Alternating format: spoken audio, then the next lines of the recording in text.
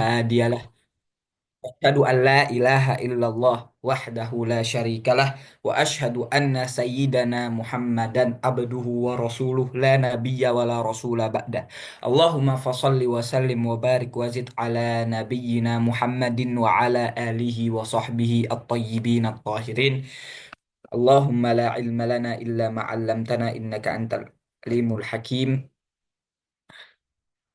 Allahumma rzuqna ilman nafi'an warzuqna fahman kamilan wa quwwatan fil dzakirah wa alhiqna bis solihin bi rahmatika ya arhamar rahimin.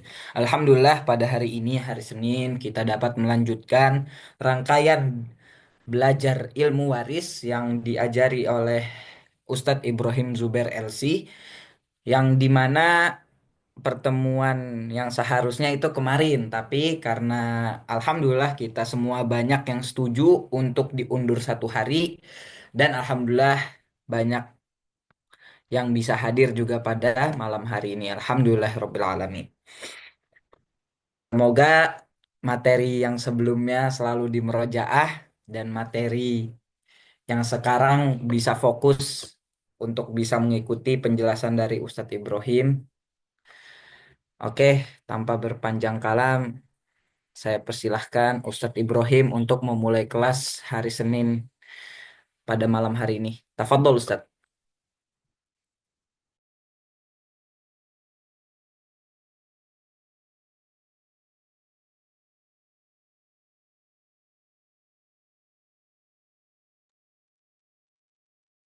Assalamualaikum Ustadz Ibrahim, punten. Waalaikumsalam, sebentar lagi nyeting HP Oke. kamera.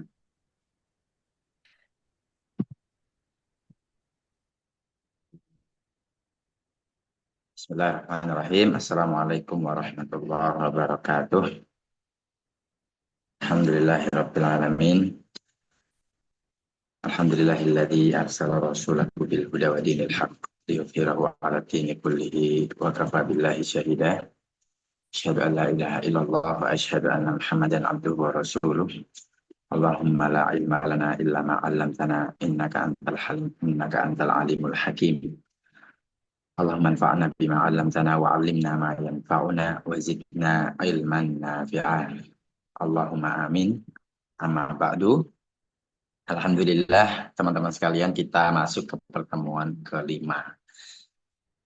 Setelah kita melewati 4 pertemuan yang dari pertemuan pertama, kemudian lanjut ke pertemuan berikutnya, itu kita lihat materinya itu semakin detail dan semakin melengkapi begitu ya.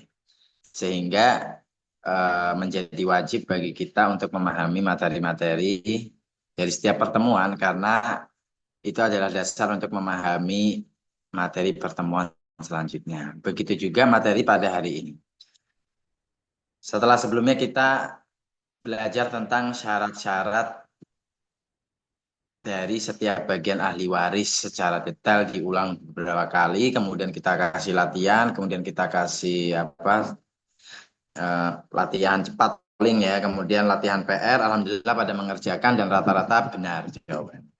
Itu menunjukkan teman-teman di sini paham dan juga antusias lah, karena kan sebelumnya kita pernah mengadakan juga pelatihan kemudian secara online ya, tetapi yang mengumpulkan itu sedikit gitu. Dan sekarang kita akan membahas sebagian lain dari penjelasan bagian-bagian ahli waris. Kemarin ketika kita sebutkan bagian ahli waris, yang langkah kedua adalah berikan setiap ahli waris laki-laki itu jatah asobah kecuali suami dan saudara laki-laki seibu. Nah, lantas apa itu asobah? Kemarin tidak dijelaskan kecuali asobah milik ayah, yaitu ketika tidak ada keturunan sama sekali begitu ya.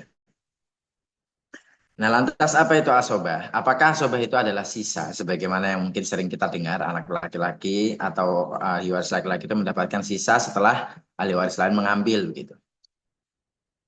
Ya, pemahaman seperti itu adalah sebagian dari makna asobah. Nah, maka dari itu mari kita lihat. Mari kita lihat apa itu asobah sebenarnya. Saya izin share screen dulu ya.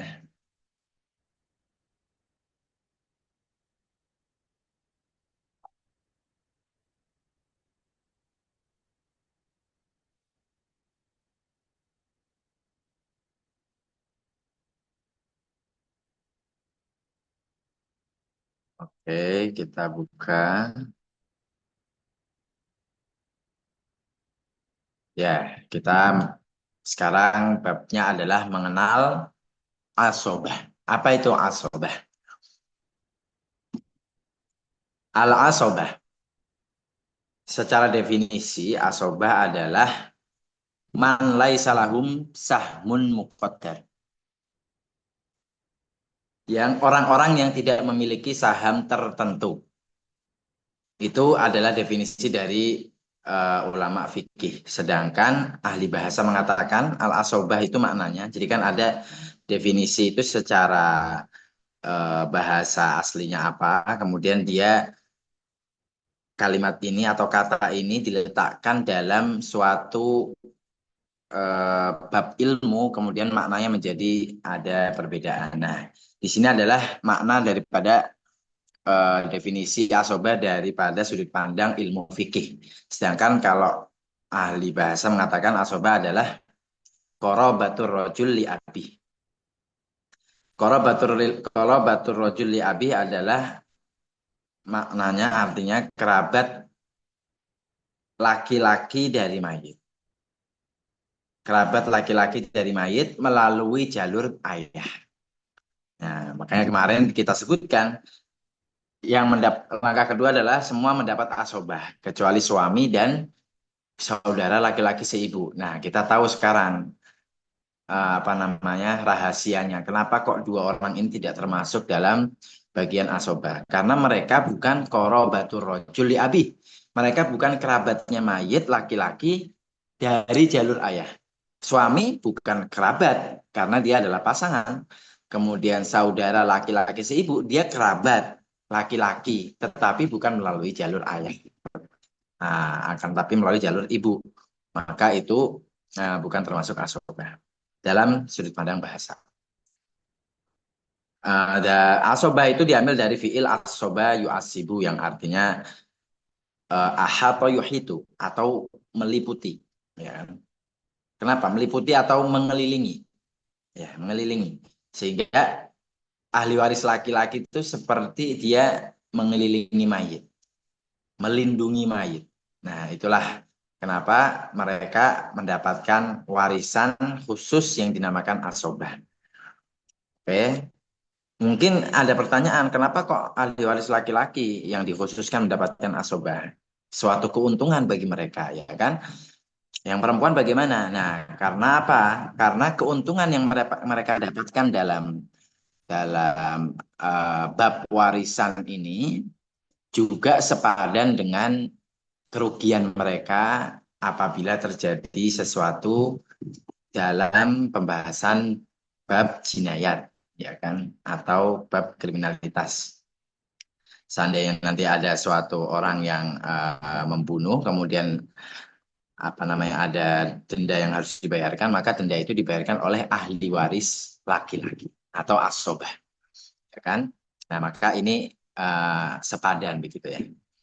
Nah, adapun dari sudut fikih tadi kita sebutkan asobah itu adalah man laisa lahum sahmun muqaddar, yaitu orang-orang yang tidak memiliki saham tertentu. Kemarin kita setelah membahas al-furud al-muqaddarah, bagian-bagian yang sudah ditentukan dalam Al-Qur'an.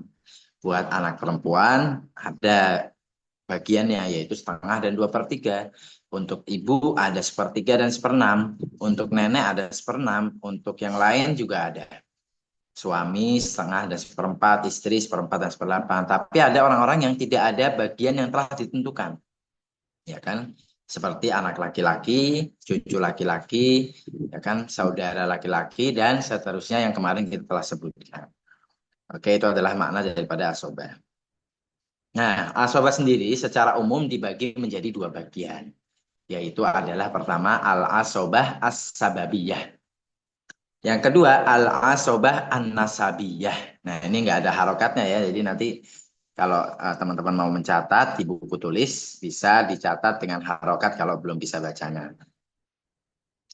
Kategori pertama asobah apa namanya? Al-asobah as-sababiyah. Yang kedua al-asobah an-nasabiyah. Apa itu asobah sababiyah dan apa itu asobah nasabiyah? Nah, asobah sababiyah adalah Asobah al-asobatul lati takunu bisa babil aiki. Asobah yang sebabnya adalah karena membebaskan budak. Nah, ada orang yang menjadi asobah itu berarti menjadi orang yang tidak memiliki saham tertentu. Berarti menjadi asobah adalah menjadi ahli waris yang tidak memiliki saham tertentu. Bagaimana orang itu bisa menjadi asobah? Karena dia telah membebaskan budak. Siapa budaknya? Budaknya adalah mayit, ya kan? Siapa mereka? Orang-orang yang apa namanya mendapatkan asobah dari kategori sababiyah, yaitu al-mu'tik atau al-mu'tikoh. Laki-laki atau perempuan yang membebaskan budak, ya kan? Oke, sebentar.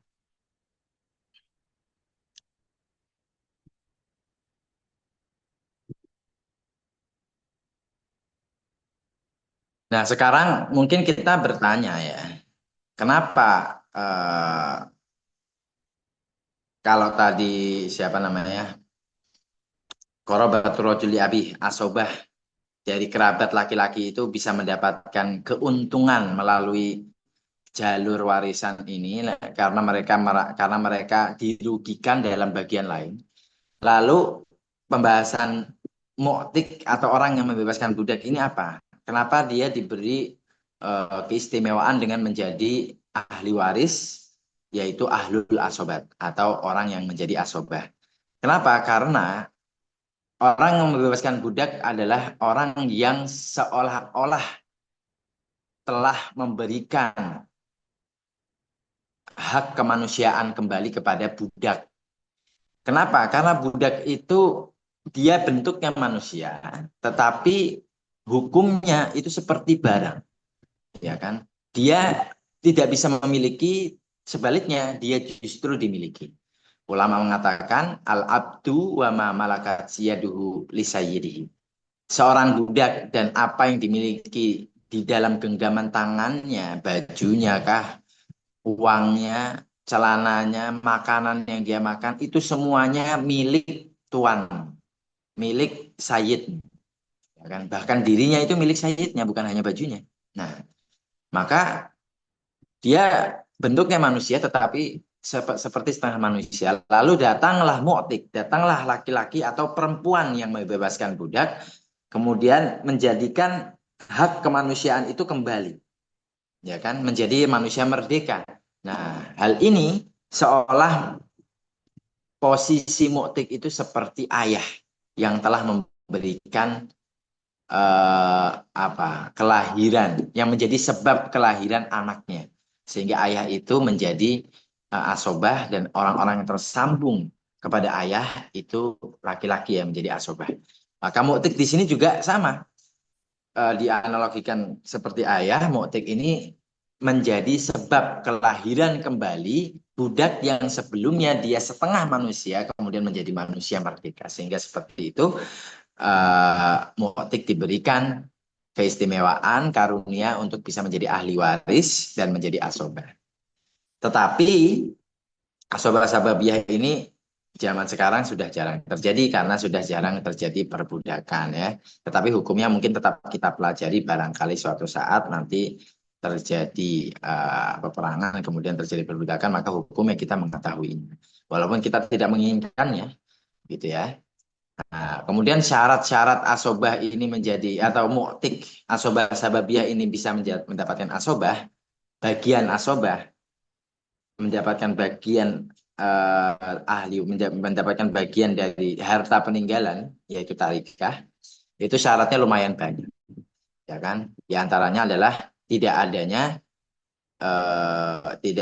misalnya ashabul furud, tidak ada ahli waris yang mengambil bagian asli dari warisan, seperti anak perempuan, seperti ibu, seperti nenek, itu nggak ada semua, ya kan? Kemudian tidak ada asobah nasabiah juga, tidak ada orang-orang seperti anak laki-laki, ayah, itu nggak ada juga. Nah, maka ini seperti budak yang dibebaskan, kemudian dia memiliki harta, lantas meninggal. Tidak memiliki keluarga sama sekali, tetapi ada orang yang membebaskan dia masih hidup. Nah, maka orang yang membebaskan dia itu berhak mendapatkan harta warisan yang ditinggalkan oleh orang mantan budak yang wafat tadi. Itu tentang asobah sababiyah, yaitu kategori pertama dari asobah. Kategori kedua adalah asobah nasabiyah. Apa itu asobah nasabiyah? Ya, sesuai namanya, asobah nasabiyah adalah al-asobah allati takunu bisa babin nasab. Orang-orang yang menjadi asobah yang sebabnya adalah karena dia tersambung dengan mayit melalui nasab, ya kan? Orang-orang yang tersambung kepada mayit melalui nasab, lalu dia tidak memiliki saham tertentu, maka mereka adalah asobah nasabiyah, ya kan? Ya, kalau asobah sababiyah itu orangnya adalah mu'tik atau mu'tikoh, asobah nasabiyah itu orangnya siapa? Nah, di sini asobah nasabiyah juga dibagi menjadi tiga.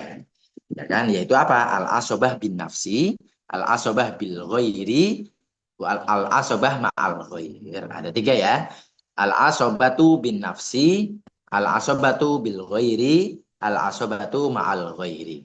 Apa saja, apa makna dari ketiganya, kita akan lanjutkan. Jadi kalau dari apa namanya pembagian umumnya, asobah itu dibagi menjadi dua, as-sababiyah dan nasabiyah. Sedangkan nasabiyah dibagi lagi menjadi tiga, asobah bin nafsi, bil ghair, dan ma'al ghair. Selanjutnya adalah kita membahas tentang asobah nasabiyah yang dibagi tiga. Pertama adalah al-asobah bin nafsi. Asobah bin nafsi itu apa maksudnya? Asobah bin nafsi itu adalah mereka ahli waris yang menjadi asobah karena diri mereka lah asobah. Oke.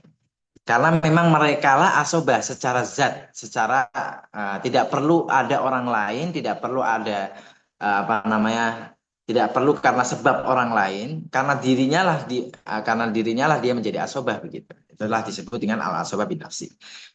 Kita singkat atau kita kasih lambang asobah bin nafsi ini dengan lambang A. Kalau bahasa Arabnya pakai ain ya. Nah, nanti buat kita apa namanya? Kita kemarin sudah tuliskan A gitu ya dalam pembagian bagian-bagian staf ahli waris. Siapa saja orangnya? Yaitu semua ahli waris laki-laki kecuali suami dan saudara laki-laki seibu. Nah, ini sama seperti langkah kedua. Langkah kedua berarti yang kita tuliskan itu semua orang yang ditulis itu adalah al-asobatu bin nafsi. Yang mereka itu menjadi asobah bukan karena orang lain, tapi karena memang diri mereka lah asobah begitu. Itu asobah bin nafsi ya. Apa hukumnya? Nah, ini hukum asobah itu apa? Kan katanya asobah itu man laisa lahum sahmun muqaddar, orang-orang yang tidak memiliki saham tertentu.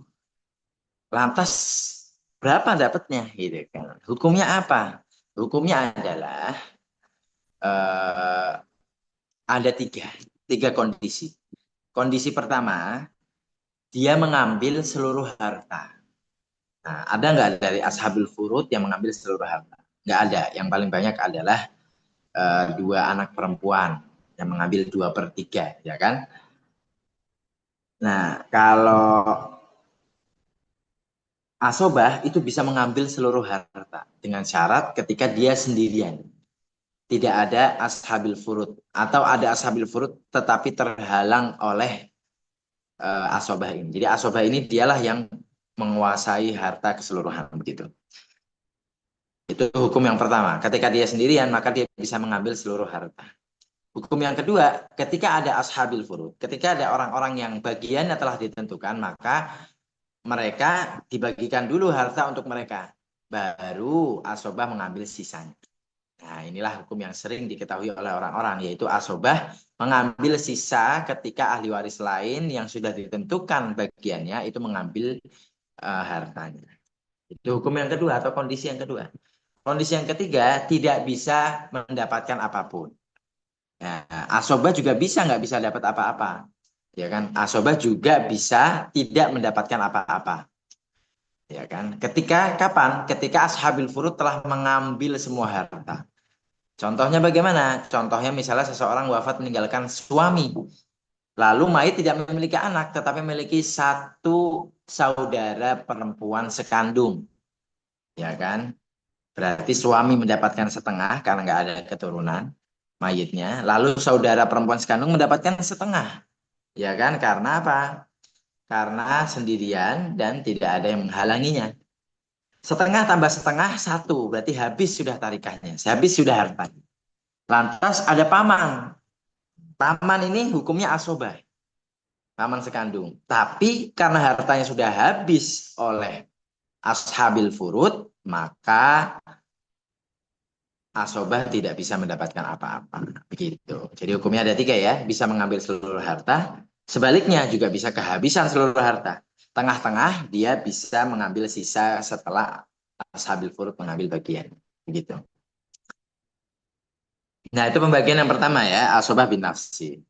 Yang kedua adalah al-asobatu bil ghairi. Asobah karena asobah bersama orang lain. Nah, jadi orang-orang yang termasuk dalam kategori al-asobatu bil ghair adalah orang-orang yang menjadi asobah karena dia gandeng orang lain. Begitu. Karena dia bersama orang lain. Ya kan? Dia bukan menjadi asobah karena dirinya. Kalau dirinya tanpa orang lain ini, maka dia tidak menjadi asobah. Tetapi karena orang lain, maka dia bisa menjadi asobah. Dan orang lainnya ini adalah pasangan mereka. Ya, kemarin kan kita bahas anak perempuan satu orang syaratnya mendapatkan setengah syaratnya ketika sendirian dan tidak ada pasangan. Kalau lebih dari satu maka mendapat 2/3. Lalu kalau ada pasangan bagaimana? Nah, jawabannya ada di sini. Jawabannya adalah dia menjadi asbabil ghair. Orang-orangnya asbabil ghair itu ada 4 orang. Pertama ada anak perempuan, yang kedua ada cucu perempuan dari anak laki-laki. Lalu saudara perempuan sekandung dan saudara perempuan sebapak. Ya kan? Ada bintun, ada bintu ibnin, ada ukhtun syakikoh dan ukhtun li'ab. Ya kan? Masing-masing bisa menjadi asobah. Berarti kalau menjadi asobah, mereka tidak lagi mengambil bagian yang telah ditentukan kemarin. Ya kan? Tidak mengambil setengah, tidak mengambil 2/3, tidak mengambil 1/6. Tetapi mengambil apa? Mengambil asobah. Mengambil asobah bersama pasangan. Pasangannya siapa? Anak perempuan, pasangannya anak laki-laki. Bukan suaminya. Ya kan? Anak laki-laki itu saudaranya. Ya kan? Jadi mayit punya anak perempuan, punya anak laki-laki. Berarti anak laki-laki ini saudara laki-laki dari si anak perempuan.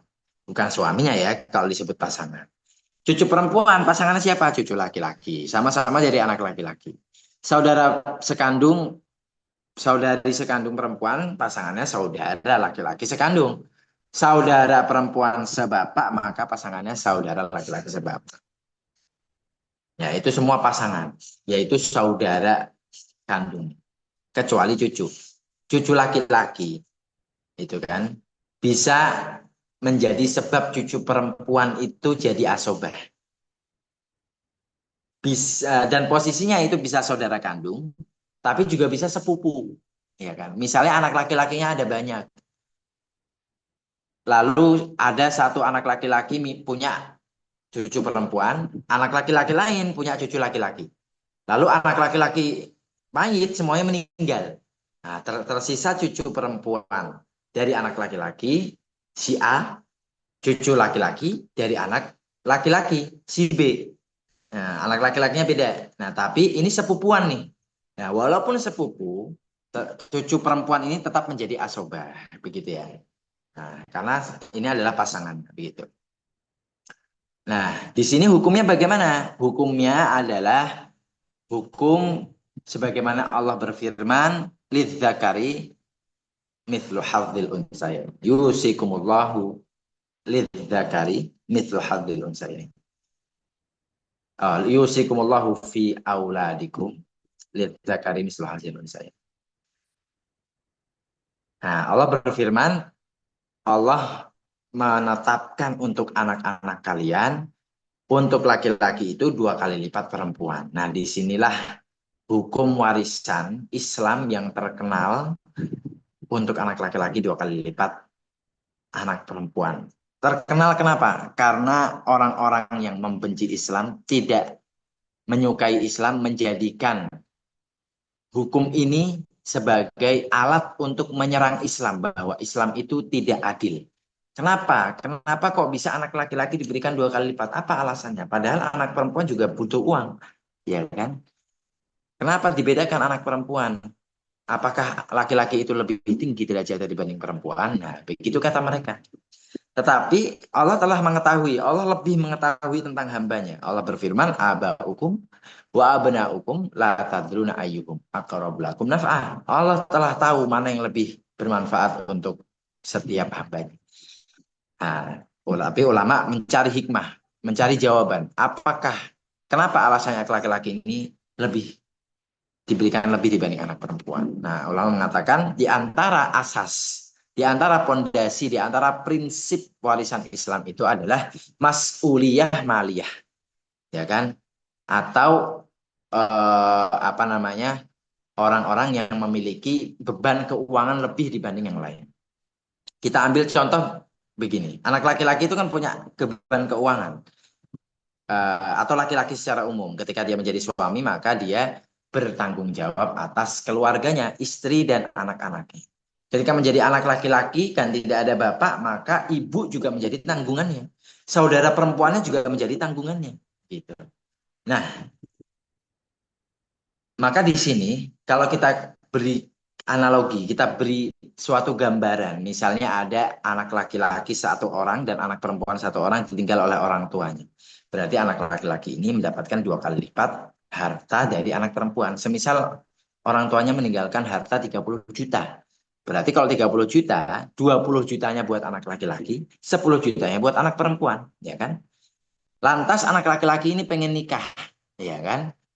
Nah, melamarlah dia kepada anak perempuan. Lalu setelah itu menikah memberikan mahar 10 juta. Dari harta warisan 20 juta berkuranglah menjadi 10 juta.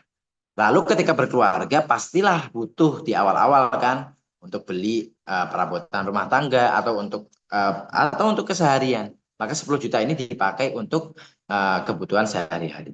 Habislah 20 juta itu, ya kan? Sedangkan anak perempuan sama mau menikah, dia mendapatkan harta 10 juta. Lalu datanglah laki-laki melamar dia, kemudian menikah mendapatkan mahar 10 juta. Nah, harta harta peninggalan orang tuanya 10 juta ditambah mahar 10 juta jadi 20 juta bertambah.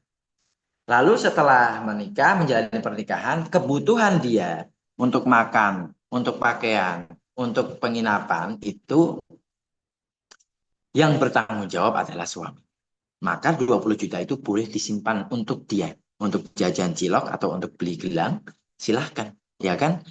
Karena makan dia itu ditanggung jawabnya bukan tanggung jawab dia, tapi tanggung jawab suaminya, ya kan?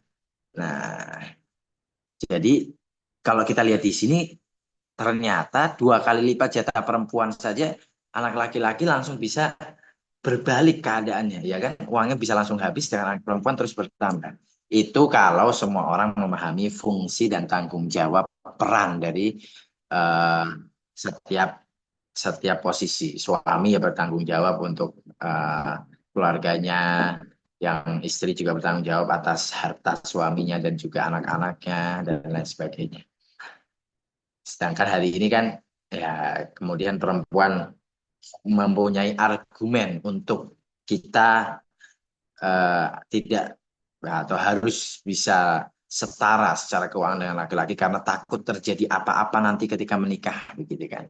Karena laki-laki juga banyak kejadian yang tidak bertanggung jawab atas keluarganya. Nah, begitu juga mungkin perempuan ada satu dan lain hal menjadikan laki-laki bagaimana berpaling gitu. Nah, itulah kenyataan hari ini yang kita harus perbaiki karena hukum itu satu dengan yang lain tersambung, ya kan? Kalau hukum waris seperti ini, maka hukum pernikahan juga harus diterapkan begitu. Nah, ini adalah pembahasan tentang asobah bil ghair. Berarti keempat kelompok ini, pembagiannya ketika mereka mendapatkan asobah itu laki-laki mendapatkan 2 kali lipat dibanding perempuan, begitu ya. Nah, berarti kalau misalnya saudari sekandung tidak ada pasangan maka dia mendapatkan setengah atau 2/3. Kalau ada pasangan berarti menjadi asobah bil ghaib. Begitu. Ini adalah pembahasan tentang kategori kedua dari asobah nasabiyah yaitu asobah bil ghaib. Ada pembahasan selanjutnya. Nah, ini kalau asobah bil ghaib disingkat AB, asobah bil ghaib. Oke. Terus selanjutnya kategori ketiga adalah al-asobatu ma'al ghair. Nah, disingkat AM, asobah ma'al ghair. Siapakah asobah ma'al ghair? Asobah ma'al ghair itu ada dua orang, yaitu saudara perempuan sekandung atau saudari perempuan sekandung dan saudari perempuan sebapak. Dua orang. Kalau tadi yang bil ghair empat orang ya. Kalau yang bin nafsi semua ahli waris laki-laki, kecuali suami dan saudara laki-laki seibu. Asobah ma'al ghair ini ada dua orang saja, yaitu ukhtun syakikoh dan ukhtun li'ab. Nah, kalau ukhtun syakikoh dan ukhtun li'ab kan sudah jadi asobah tadi di asobah bil ghair. Nah, keadaannya berbeda. Kalau ukhtun syakikoh dan ukhtun li'ab bertemu dengan pasangannya, maka dia menjadi asobah bil ghair. Tetapi kalau ukhtun syakikoh dan ukhtun li'ab tidak bertemu pasangannya, tetapi bertemu keturunan perempuan. Nah, bertemu keturunan perempuan dari mayit, yaitu bintun atau bintu ibnin, anak atau cucu perempuan, maka saudari perempuan sekandung atau saudari perempuan sebapak itu menjadi asobah ma'al ghair. Dia juga bisa menjadi asobah dengan hukum yang sama seperti yang telah kita sebutkan tadi, yaitu tiga kondisi. Yaitu ketika dia nggak mungkin sendirian. Dia nggak mungkin sendirian karena dia menjadi asobah ma'al ghair kalau bertemu dengan cucu perempuan. Ketika bertemu dengan keturunan perempuan. Berarti dia kemungkinannya dua. Dia mengambil sisa setelah ashabul furud mengambil bagiannya. Selanjutnya kemungkinan kedua dia tidak bisa mendapatkan apapun karena ashabul furud telah menghabiskan seluruh harta begitu. Nah, ini ada kaidah yang diletakkan oleh ulama tentang asobah ma'al ghair. Ulama mengatakan ij'alul akhwat ma'al banat asobatan. Jadikanlah para saudari itu, saudari sekandung dan saudari sebapak, jadikanlah asobah ketika mereka bertemu dengan anak perempuan. Ya kan? Ij'alul akhwat ma'al banat. Ketika saudari bertemu anak perempuan, maka jadikanlah mereka asobah. Nah, itu ya. Nah, itulah tiga pembagian asobah nasabiyah. Pertama ada bin nafsi, kedua ada bil ghair, yang ketiga ada ma'al ghair. Bin nafsi adalah ahli waris laki-laki, kecuali suami dan saudara laki-laki seibu. Bil ghair adalah empat orang perempuan, nah ini kalau bahasa ulama gini, empat orang ahli waris perempuan yang mengambil bagian setengah dan 2/3. Nah ini untuk mengetahui siapa saja sih empat orang itu, yaitu mereka yang memiliki jatah setengah dan 2/3. Mereka yang memiliki jatah setengah dan 2/3 itu cuma empat orang, yaitu anak perempuan, cucu perempuan dari anak laki-laki, saudari sekandung, dan saudari sebapak. Bagaimana mereka bisa menjadi asobah? Mereka menjadi asobah ketika bertemu pasangannya. Itu asobah bil ghair. Asobah ma'al ghair yaitu saudara saja, anak perempuannya sudah nggak masuk. Anak perempuannya justru menjadi sebab. Ya, anak perempuannya bukan asobah. Mereka mengambil bagian setengah atau 2/3 atau 1/6, ya kan? Lalu ketika mereka mengambil bagiannya, ternyata masih ada saudari sekandung ataupun sebapak. Maka saudari ini dia menjadi asobah. Oke, ketika ada keturunan perempuan. Itulah pembagian asobah. Oke, selanjutnya, nah ini sebuah kaidah. Tadi secara teori telah kita bahas pembagian-pembagian, asobah dibagi dua dan asobah nasabiyah dibagi tiga dan dengan penjelasan. Sekarang adalah sebuah kaidah. Kaidahnya adalah asobah dalam satu masalah itu tidak boleh lebih dari satu. Ya kan? Asobah dalam setiap masalah itu tidak boleh lebih dari satu. Ini tidak saya tulis kaidahnya. Boleh ditulis masing-masing.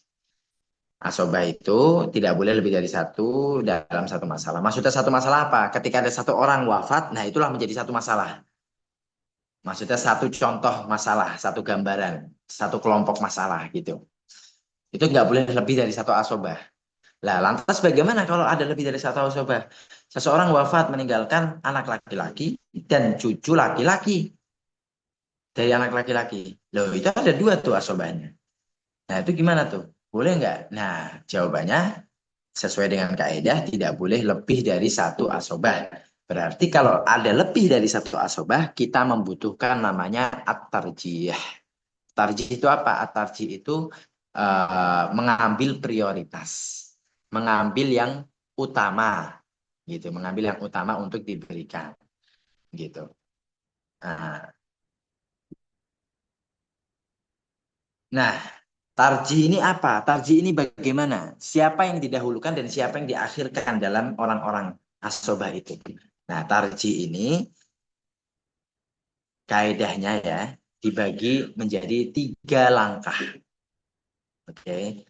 Dan langkah ini berurutan. Bukan kita bisa memilih opsional mengambil langkah yang manapun. Tetapi ini langkahnya ala sabil tartib.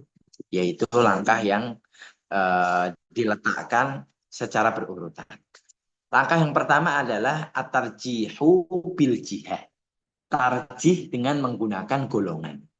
Golongan mana yang lebih kuat, maka dia bisa mendapatkan. Ya kan?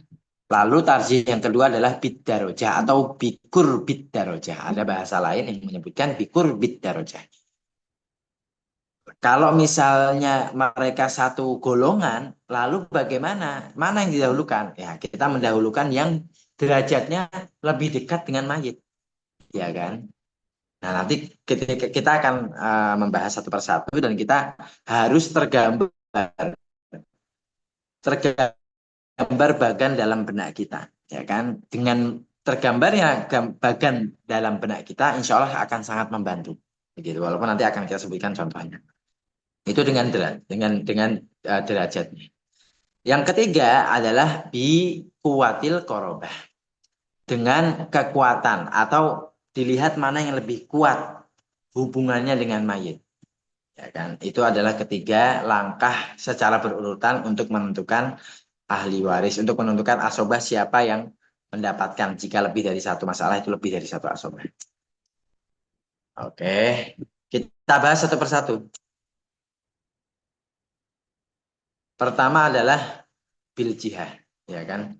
Atarjihu bil jihad dengan golongan. Ini bagaimana? Golongan itu ada apa aja sih? Ya kan? Nah, kemarin sempat kita singgung ada golongan namanya furu', ada namanya usul, ada namanya hawashi, ya kan? Nah, tapi di sini kita menggunakan istilah-istilah yang berbeda, berbeda sedikit ya.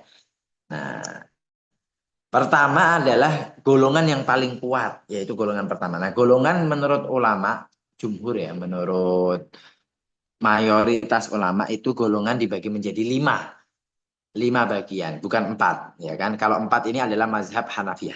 Nah, kita menggunakan mazhab jumhur ulama, pendapat mayoritas ulama yang digunakan, maka jihad atau golongan itu dibagi menjadi 5.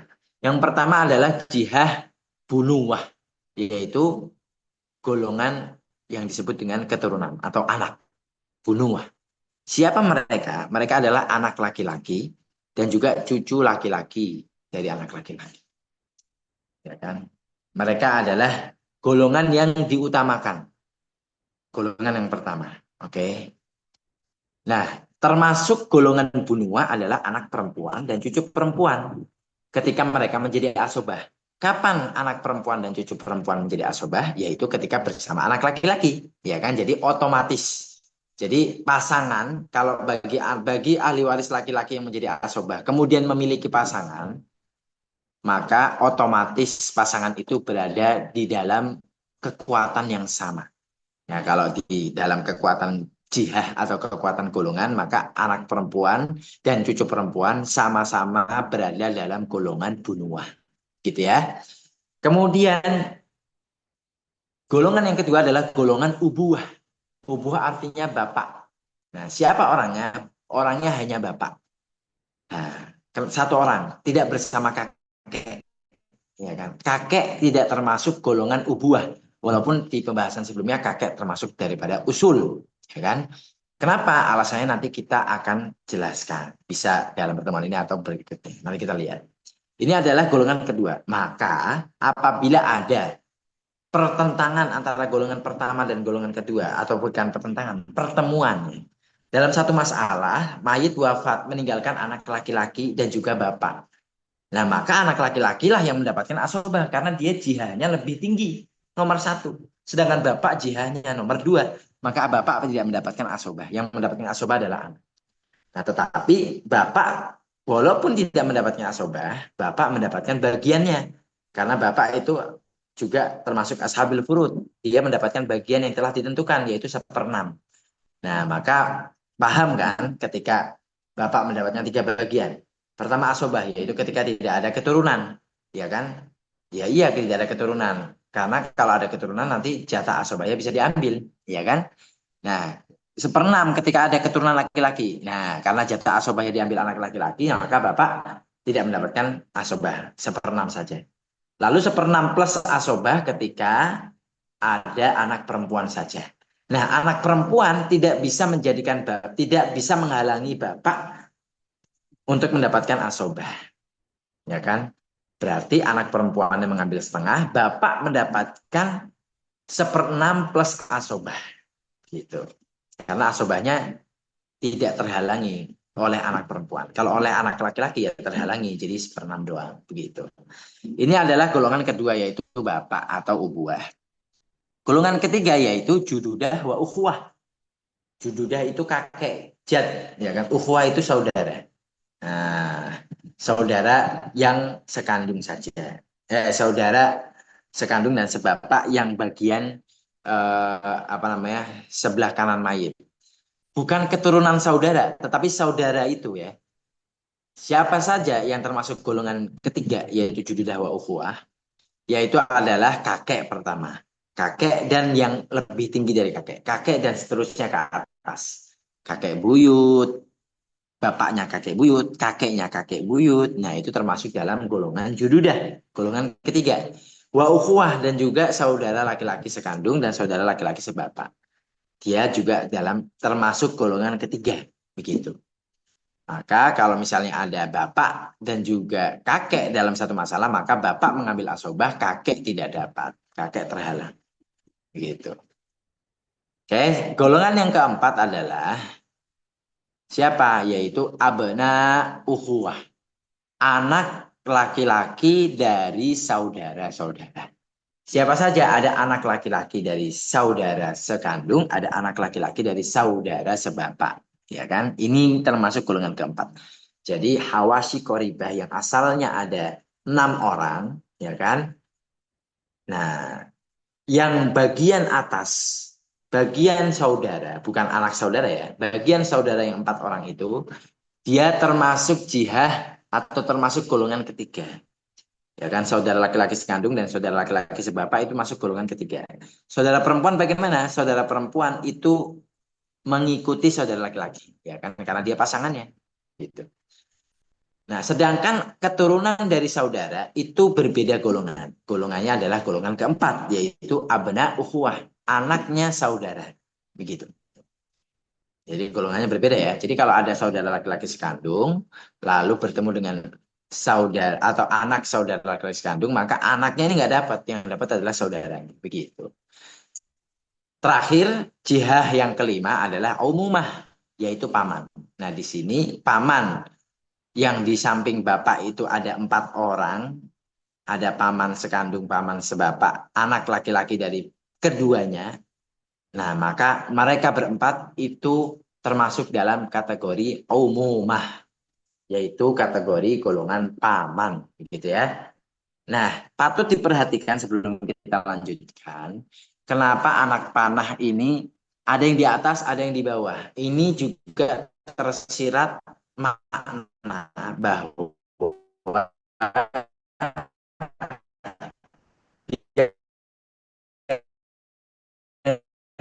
di atas itu diutamakan dibanding yang di bawah. Dengan kan, di sini anak laki-laki dari saudara laki-laki sekandung lebih tinggi dibanding anak laki-laki dari saudara sebapak, berarti dia lebih tinggi. Sama paman sebapak dengan anak laki-laki dari saudara sekandung, dari paman sekandung itu lebih tinggi paman sebapak, maka dia lebih mendapatkan. Sedangkan di golongan ketiga yaitu kakek dan saudara, kakek itu dia setara dengan saudara laki-laki sekandung ataupun saudara laki-laki sebapak. Dia setara, ya kan? Tetapi saudara laki-laki sekandung dan saudara laki-laki sebapak, dia tidak setara. Begitu. Oke, paham ya kenapa ditulis seperti ini? Kenapa kakek pertama lalu baru terpecah menjadi dua cabang? Karena kakek itu setara dengan dua orang tersebut. Sedangkan dua orang tersebut itu berbeda derajatnya. Oke. Ini pertama bil jihad. Jadi kalau misalnya ada asobah yang lebih dari satu, lalu kita lihat ternyata jihanya berbeda, berarti jihah yang lebih kuat, yang lebih tinggi, dialah yang mendapatkan asobah.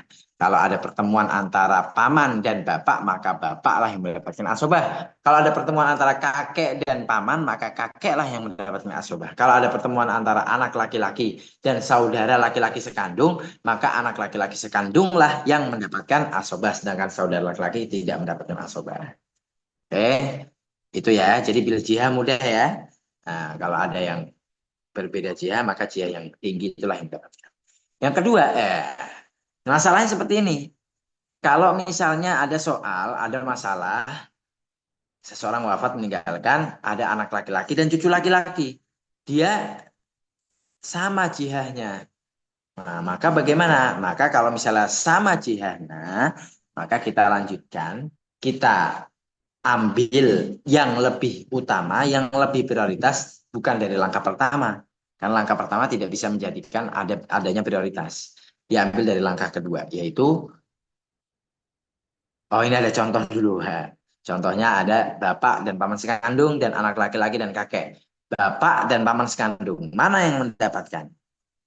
Mana yang mendapatkan asobah? Coba bisa dijawab Ustadz Fikri Alfan. Bapak dan paman sekandung, mana yang mendapatkan? Mas Fikri. Hmm,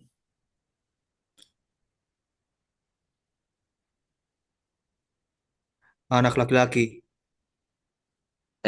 Nomor satu, ada dua soal tuh. Oh iya, Ada dua soal. Bapak, bentar, yang bentar. soal pertama, bapak dan paman Yang sekandung. pertama bapak, Oke, yang kedua. yang kedua anak laki-laki. Oke, kenapa? Karena jihadnya lebih kuat. Oke, ya. Kita lihat jawabannya. Jawaban Mas Fikri benar. Oke, kita lanjutkan. Bidarojah. Nah, dengan dilihat derajatnya. Ya kan? Kalau misalnya satu jihad, maka dilihat derajatnya. Anak laki-laki dan cucu laki-laki. Suara saya terdengar atau tidak? Tadi sempat terhenti videonya. Terdengar. Dengar ya. Oke.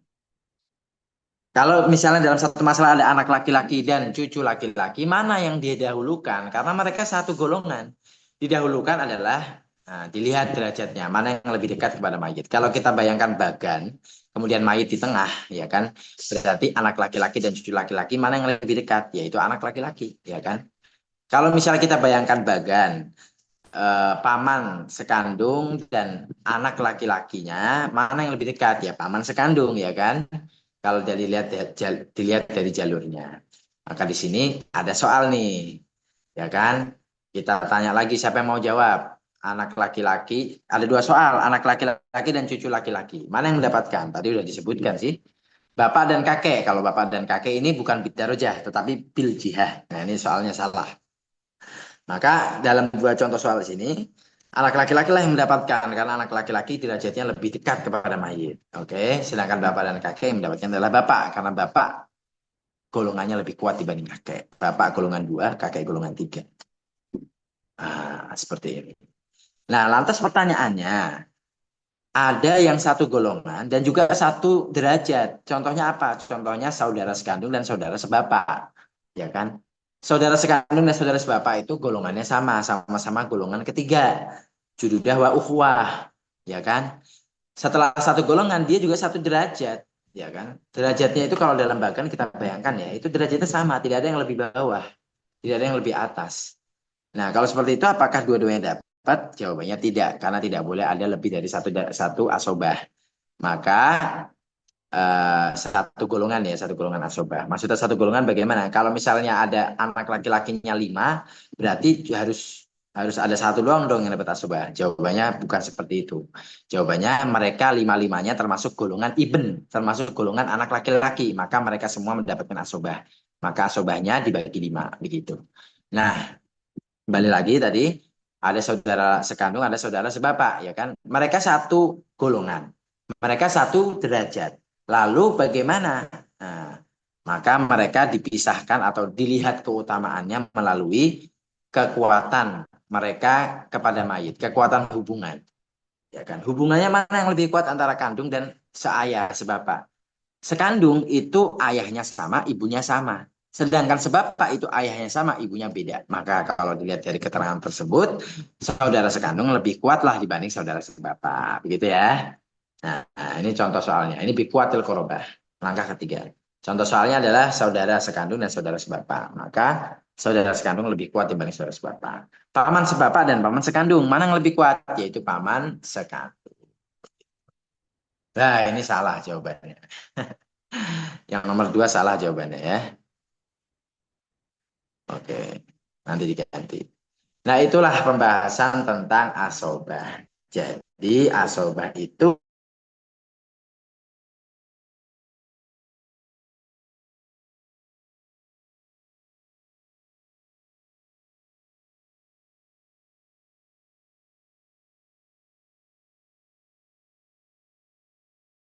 diambil salah satu saja. Bagaimana mengambilnya? Apakah kita bebas mengambil? Jawabannya tidak. Jawabannya kita mengambil sesuai prioritasnya. Pertama, dengan langkah kita lihat golongannya. Kalau golongan yang lebih kuat, maka kita ambil. Golongannya lebih lemah, tidak kita ambil. Begitu. Lalu ada orang-orang yang satu golongan. Bagaimana kita mengambil prioritasnya? Kita lihat derajatnya. Anak laki-laki derajatnya lebih dekat dengan cucu laki-laki, maka anak laki-laki mendapatkan asobah. Cucu laki-laki tidak dapat. Lalu ada yang derajatnya pun sama, maka dilihat kekuatan hubungan kepada mayit. Mana yang lebih kuat? Ternyata kita lihat saudara sekandung lebih kuat dibanding saudara sebapak. Gitu. Oke, itulah pembahasan tentang asobah. Jazakumullah khairan. Jam berapa? Wah, pas 5 menit sisanya. Nah, bagusnya sih ada soal, ya kan? Nah, tapi soalnya nanti kita akan tuliskan melalui polling. Nanti silahkan dijawab. Kemudian nanti kita jelaskan melalui tulisan. Dan nanti kita akan jelaskan ulang mungkin insya Allah atau nanti kita...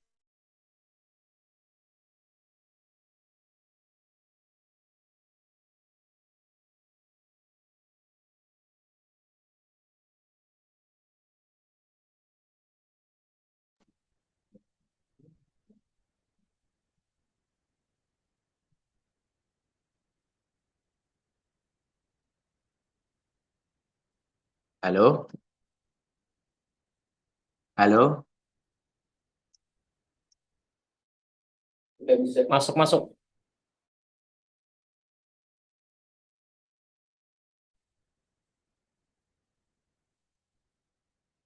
Masuk ya? Ya, Masuk. tadi sempat keluar nih, ya tahu nih sinyal kayaknya. Oke, jadi kita sampai mana tadi? Oke, soal ya.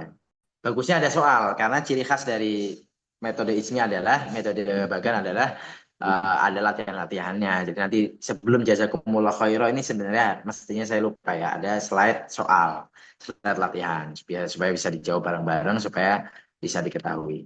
Nah, makanya nanti kita akan sampaikan soal itu melalui polling.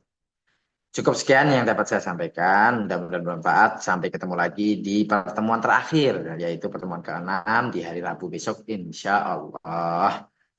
Kurang lebih mohon maaf. Wassalamualaikum warahmatullahi wabarakatuh.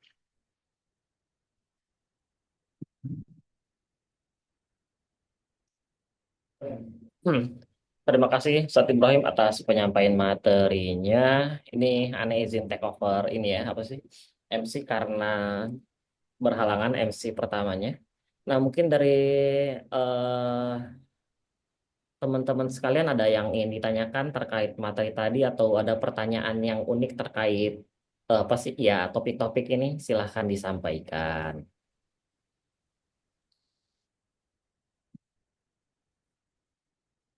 Ada pertanyaan dari Ustadz Didin. Ustadz, punten, bisa tolong jelaskan lagi yang satu golongan antara kakek dan saudara laki-laki sekandung. Nah, itu pertanyaan dari Ustadz Didin, Ustadz Ibrahim. Oke, jadi memang ini sedikit berbeda ya. Mungkin Ustadz Didin dulu pernah belajar di pesantren. Kalau jihad itu ada 4. Ada bunua. Oh, nggak belajar sih ya, karena jurusan IPA.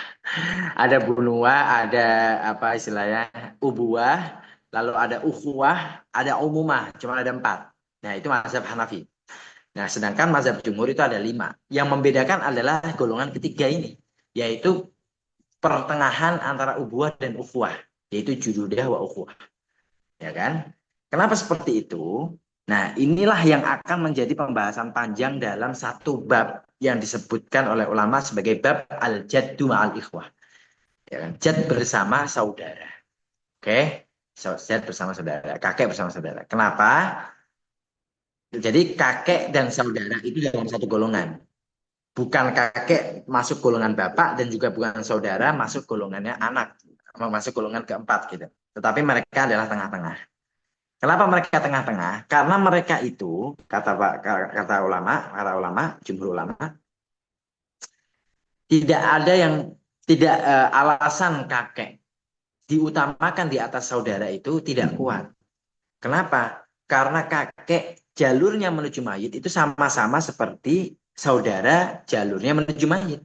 Kakek adalah ayahnya bapak, sedangkan saudara adalah anaknya bapak. Sama-sama menuju mayit melalui bapak. Yang satu asalnya bapak, yang dua keturunannya bapak. Sedangkan keturunan bahkan itu di banyak tempat dalam warisan ini lebih diutamakan dibanding asal muasal, ya kan? Maka saudara tidak bisa dijadikan lebih rendah dibanding kakek. Kalau dibanding bapak iya, karena bapak memang menjadi jalur saudara. Tapi kalau dibanding kakek, kakek ini bukan saudara, bukan jalurnya saudara, ya kan? Nah, ketika tanya kepada mayit itu sama, ya sama-sama melalui bapak. Maka dari itu ulama menggabungkan kakek dan saudara itu menjadi satu golongan. Oke. Nah, yang dijelaskan itu apa? Itu sampai situ atau ada hal lain yang perlu dijelaskan? Nah, jadi mereka itu setara begitu. Mereka pembagiannya bagaimana dong kalau misalnya nanti ada seseorang wafat meninggalkan kakek dan saudara laki-laki sekandung dan saudara laki-laki sebapak, bagaimana? Nah, itu pembahasannya nanti di level 3. Nah, al-jad mal ikhwah itu pembahasan yang sangat panjang, ya kan? Karena ulama bahkan sangat mewanti-wanti gitu kan. Seorang sahabat mengatakan mansarrahu apa istilahnya? Barang siapa yang mau untuk masuk jahanam, maka silahkan eh, maka silahkan menghukumi antara jad dan ikhwah begitu. Nah, ini adalah perselisihan yang sangat runcing di para ulama dari kalangan ulama dalam pembahasan ini. Tapi nanti kita akan bahas level 3 gitu ya. Itu atau saat Didin ya. Terus pertanyaan selanjutnya. Oke, pertanyaan selanjutnya dari Ustadz Fikri Alfan. Ustadz, bedanya bedanya dengan bil jihah dan darojah bisa dijelaskan lagi ya? Oke. Bil jihah itu langkah pertama. Bidarojah itu langkah kedua. Jihah itu yang ini, yang tulisannya besar nih. Ada 5. Pertama ada bunuah, anak. Yang kedua ada ubuah, ya kan, kakek, bapak maksudnya. Yang ketiga ada jududah. Nah, ini adalah golongan. Berarti bunuah, siapa saja di sana ada anak laki-laki, ada cucu laki-laki. Berarti keduanya ini adalah satu golongan. Oke. Nah, lalu ada ubuah bapak satu golongan. Ada jududah wa ukhuwah, ada 3 orang, itu satu golongan.